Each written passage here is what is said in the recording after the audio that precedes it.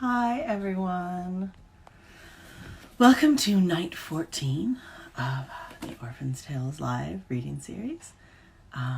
Hopefully it will be a special night because hopefully the song that I'm playing will be played live on the stream by the end, but we don't know honestly if it's gonna work. SJ in Arkansas is having a massive windstorm, and we're about to have one as well. So I will warn you that tomorrow night we've all been told by the power company the power is going to go out. We're having 50-mile-an-hour winds, which is definitely what we need. We just really, you know what would complete the quarantine for us? If a tree fell on the house again. That would just make all of this shine. It would just be great. So hopefully between SJ's windstorm and my windstorm, we can get her to play the song that goes with this story on the stream at the end. But we can't be totally sure, so don't get mad if it doesn't happen, because my Wi-Fi is lagging a lot with our storm, and hers is unpredictable with her storm. Yeah, it's just a hi SJ, just explaining our windstorm situation. So we're hoping it all works out.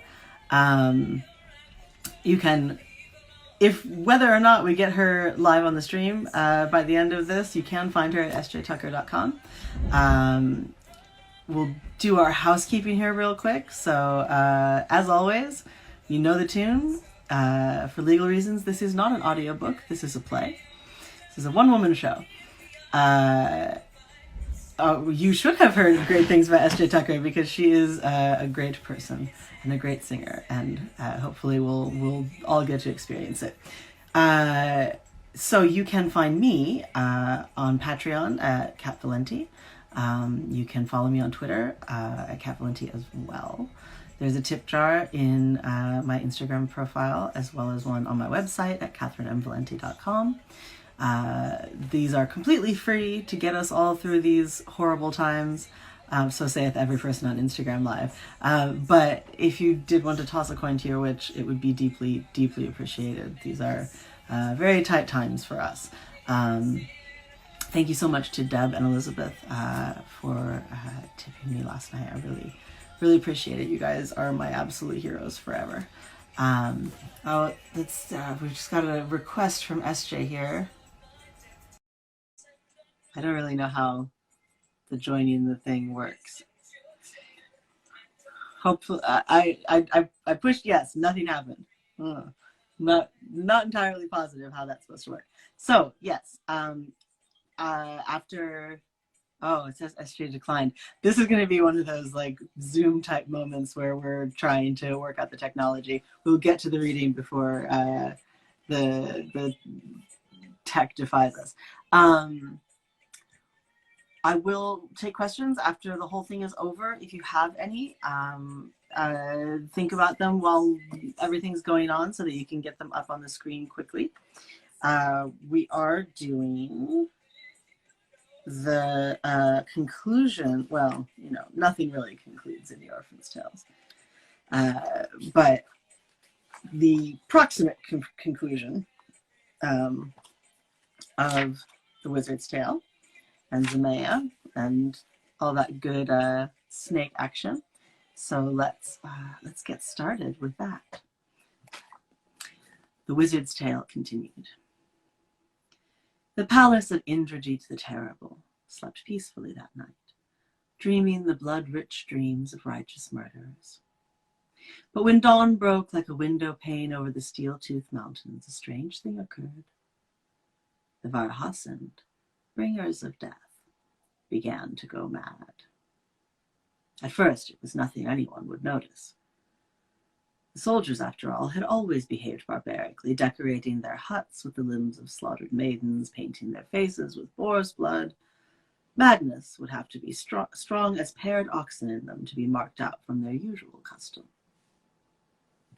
And so it was that morning found a lieutenant at his bath, calmly shaving his ornate beard, which curved down to his collarbone like the tusks of a great pig. He was delicately cutting it with the edge of his sword, eradicating the symbol of his glorious manhood. It was against the code of the Varhasen to shave that proud beard, the penalty death by exposure. Yet this man removed it so cleanly that his face was like that of a child, smooth as a moon. The next week, a captain was found in an ivory tub, singing some wordless psalm full of hideous vowels. Worse, the tub itself was filled to its gilt edges with wriggling green snakes, thick as a woman's waist, which wound around the captain in reptilian ecstasy.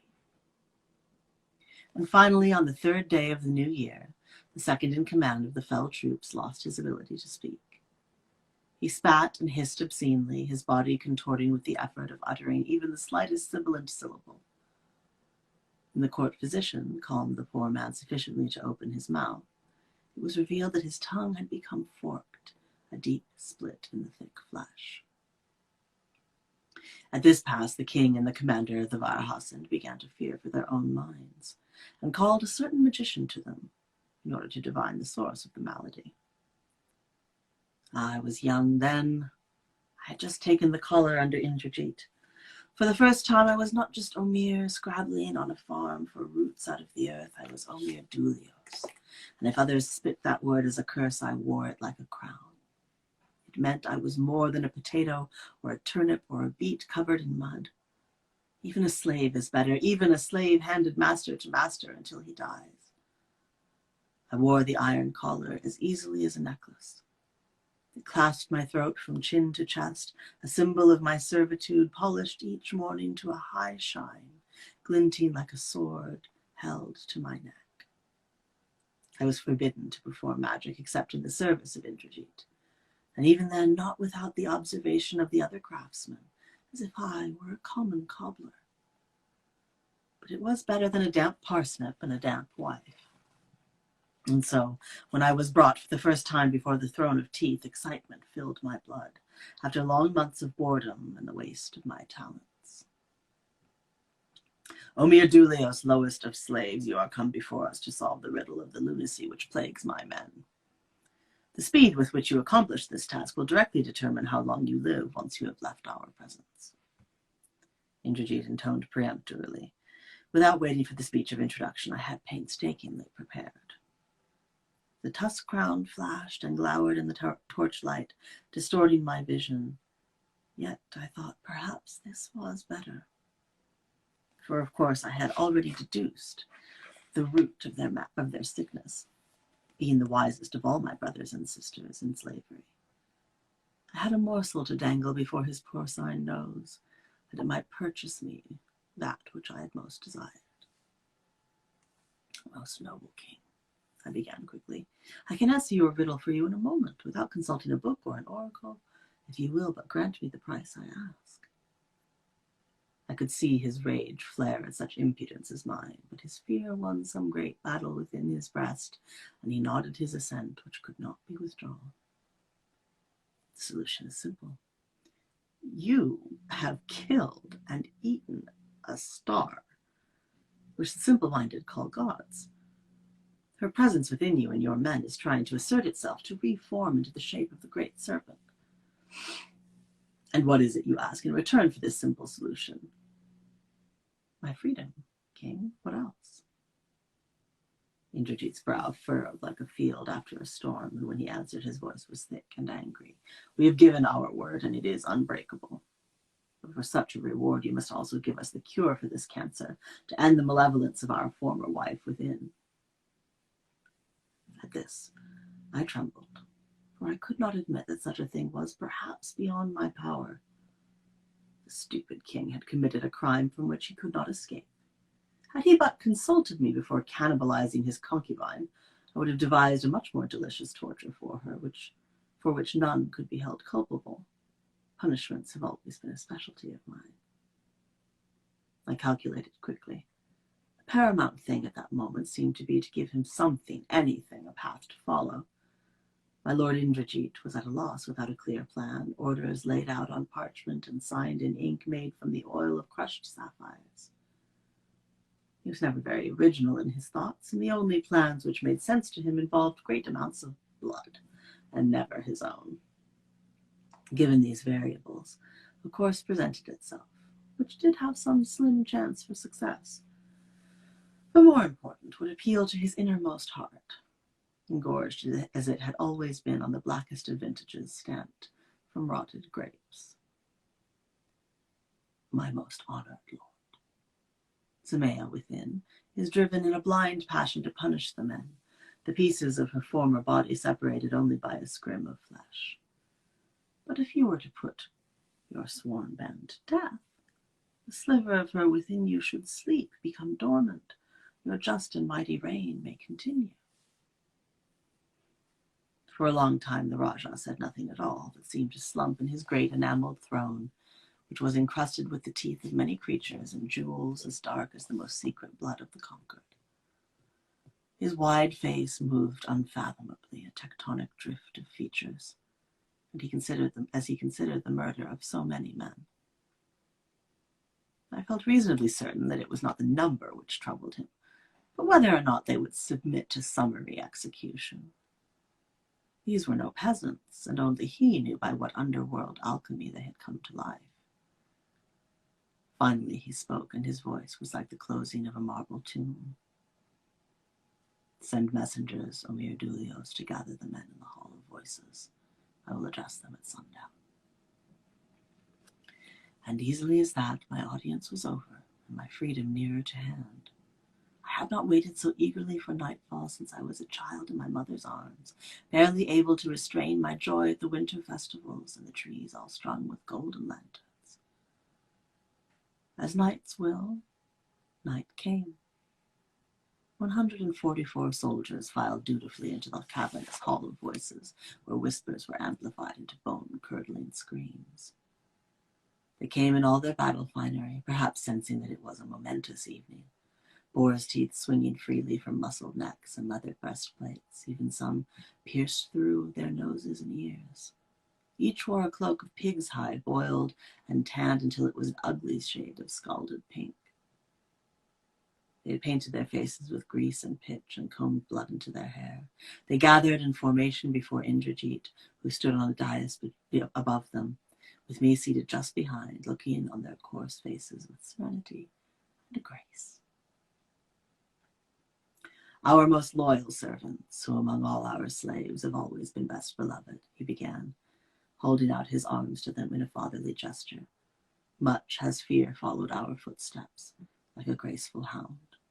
But a cure has been found for the madness which has stricken you, and we have come here tonight to administer it. I'm not sure what he intended to do then, and I shall never discover it. For the men suddenly froze as though some black lightning had passed through them, their muscles locked in place, faces contorted in a hidden terror that might have been ecstasy. As 144 mouths gaped open horribly, wider than any human mouth. A terrible symphony arose as their jawbones shattered and their heads snapped back. I watched as 144 men spoke with one voice, one awful voice dredged from the depths of the earth, dragging mountains in its wake, echoing in the hall like an arrow loosed. Only the living may be cured. I am dead. Look on me now, O husband. Am I not beautiful? Am I not strong? Indrajit could not understand at first, but he blanched like a woman and staggered from his throne in horror. What witchery is this, wizard? What have you done? It was not I, your grace, I stammered, helping him to his feet. The fell voice erupted again from those broken mouths. Foolish boy, on your tin throne, I am all possible things. How can you have thought fire would destroy me or the bellies of men? But these things will destroy you, and easily. Suddenly the bodies of the soldiers shook terribly, and their bones rattled like drums in the hall. Out of their shattered jaws came an unspeakable light, black and pale and green as if the air had been burned. The lights twined together, braiding their smoky brilliance into a monstrous pillar, and as each sliver of light left the body of Avara Hassan, his flesh shuddered and died, vanishing back into the single tooth from which he came. The clatter of teeth falling onto the mosaic floor echoed solemnly, and the pillar grew. Indrajit trembled. By now, even he grasped the situation and clutched at his belly helplessly, knowing that he carried the last of his wife, that he could not escape her. The light serpent towered over him, eyeless, aware. He prostrated himself, the witless fool, and prayed for her mercy. She spoke again, but this time her voice, no longer contained within so many bodies, was a soft hiss of wind and guttering flame. I would have given you the world if only you had been a greater man. With this, the light enveloped him and passed through his flesh, and the passing ground his bones into his blood. And when it left him, there was only his crown, rolling mutely on the throne, and all its yellow tusk was burned black. The light itself seemed to pause and stare at me. All its empty menace focused on my heart, and I feared for a moment that I would not be spared, though I had not taken part in the dread feast. I was frozen before the half-woman, and her stare seemed to last 1,000 nights. But a second light entered the Hall of Voices, and I was forgotten. White tendrils shone through the painted windows like pillars of gold, and the new light was so great I could not bear to look at it. It filled the hall with its carpet of broken teeth as though it had weight, like water poured slowly into a glass. But as suddenly as it had come, it was gone, and a man all in white stood before the white smoke serpent, carrying a pale spear with his colorless hair streaming behind him. With a tender expression, he opened his alabaster mouth, and a small secret shaft of light passed between them, soft as the stars in spring. When he closed his bloodless lips, the serpent had gone. Zemea stood in its place, though not whole at all. She was hard and clear as though cut from glass. Great onyx bracelets encircled her arms from shoulder to wrist in the shapes of restive serpents. She wore nothing but these massive jewels, and her hair was circled in a single slender snake, whose skin was too many colors to count. Yet they were all pale and muted, like a painting which has been splashed with water. Without a word to me, the pale man lifted her stiff form and carried her from the hall.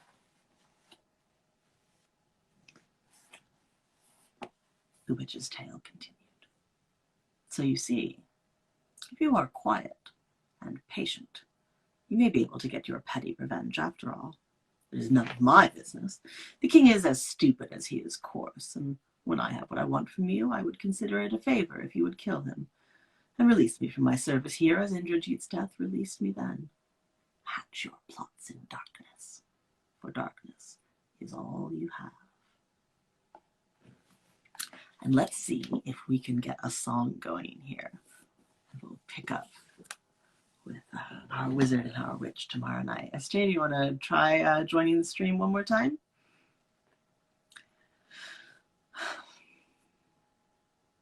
If anyone has any questions, you can ask them while we're waiting to try and put this together. That would probably be more interesting than me just staring at the screen waiting for the prompt.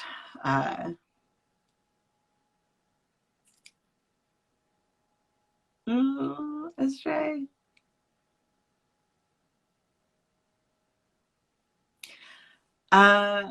Okay, well, why don't I read just a little bit more while we're waiting for SJ to find her way back to the Wi-Fi. We've got a little bit more in this section.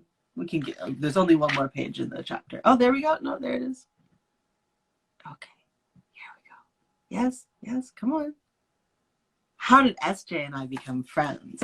We met at a con, but I was a huge fan of hers.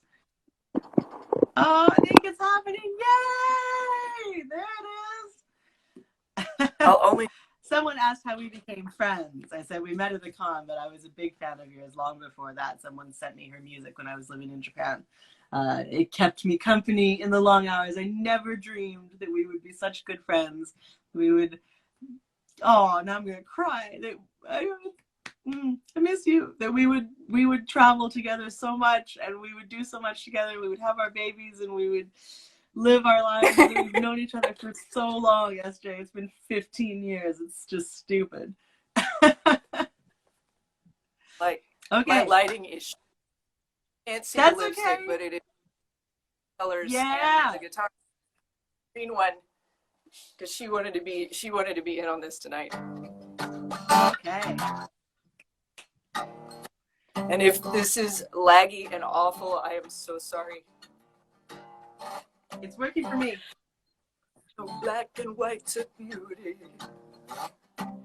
The green sneaks in as often as you look. The blue is in the ocean. The gold is in my eyes, locked in a gaze. Did you notice you were on my hook? I wonder not, for here we are, little vipers sing the snake star song. In hisses and kisses, double check what you're messing with, my prince.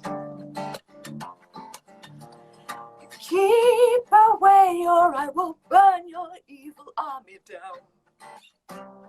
This night is mine and you are not allowed. Open my door, do not complain at the coils of your rude awakening. Wonder not, for here we are, little vipers sing the snake star song. In hisses and kisses, don't think you know everything, my king. It's my favorite line. Lies, they're all my favorite lines. Come into my temple and you shall not leave unchanged. Don't underestimate a goddess when her heart is in your fangs. Come into my temple and you shall not leave unchanged. Don't underestimate the serpent when your heart is in her fangs.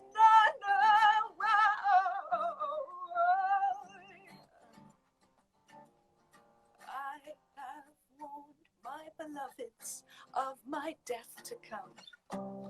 I have seen your face and I know you.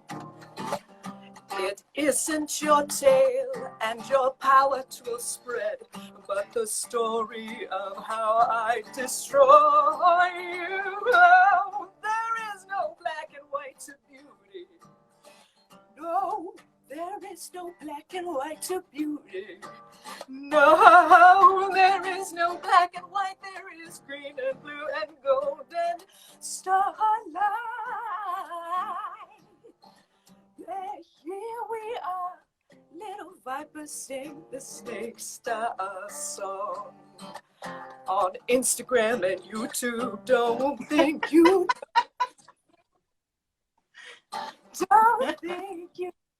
everything, my king.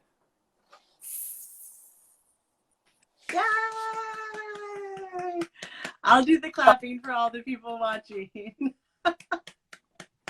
Thank you so much, SJ. Oh, I miss all the times I've sat listening to you sing that in a spotlight on a dark stage. It's been so long. Show. This is quarantine roadshow. Quarter. With that. Right now. Quarter teens. Yeah. Not cute. Now what? Yeah, I don't know. Now what? It was so cool. Yeah, so thank you all so much for watching. You can see SJ Tucker on YouTube, at Bandcamp, on her website at sjtucker.com, and at Suge, and that is S00J on Twitter. You can, and she's also on Patreon. What's your Patreon username? SJ Tucker Music, just like right here. Yep, SJ Tucker Music on Patreon. You can subscribe to me at Kat Valenti on Patreon. You can follow me at Kat Valenti on Twitter. There's a tip jar on the Instagram profile, as well as on my website at katherinevalenti.com. Anything that you wanted to contribute would be deeply, deeply appreciated. The Orphan Tales out. The first one is called For the Girl in the Garden. The second one is called Sorrow and Solace. Do I know what happened to urchins while swimming at Podcastle? I do not. Once I sell something, I paid no attention to it forever. I have no idea. I'll try to take a look, but no clue. You can, if you want to hear somebody else do my work, the podcast The Dark Tome just turned my main zombie story, Days of Flaming Motorcycles, into a radio drama, like with sound effects and music and everything. It's totally amazing. So you can check them out at The Dark Tome. Yeah, so we will see you tomorrow night. Same fairy tale time, same fairy tale channel, 8:30 Eastern time, 8:30 p.m. Happy Easter, everyone. Happy shiny egg day. May all of your eggs be shiny. And all of your nights be as good as they possibly can be until they can be really good. Bye, guys. Thank you so much, SJ. I love you. Love you back. Mwah.